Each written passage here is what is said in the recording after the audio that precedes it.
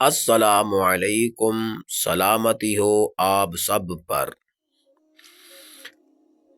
تفسیر الروح البیان میں ایک قصہ منقول ہے۔ شہر بخارا میں ایک سونار کی مشہور دکان تھی۔ اس کی بیوی نیک سیرت اور خوبصورت تھی۔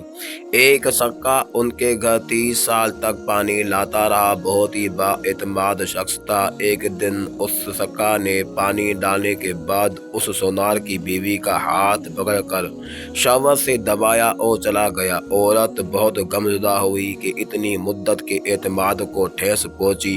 اس کی آنکھوں میں سے آنسو بہنے لگے۔ اسی دوران سونار کھانا کھانے گھر آیا تو اس نے بیوی کو روتے ہوئے دیکھا۔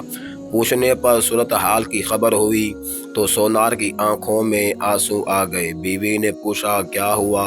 سونار نے بتایا آج ایک عورت زیور خریدنے آئی۔ جب میں اسے زیور دینے لگا تو اس کا خوبصورت ہاتھ مجھے پسند آیا۔ میں نے اس اجنبیہ کے ہاتھ کو شوہر سے دبایا۔ یہ میرے اوپر قرض ہو گیا تھا، لہٰذا سکا نے تمہارے ہاتھ کو دبا کر قرض چکا دیا۔ میں تمہارے سامنے توبہ کرتا ہوں، آئندہ کبھی ایسا نہیں کروں گا۔ البتہ یہ مجھے ضرور بتانا سکا تمہارے ساتھ کیا معاملہ کرتا ہے۔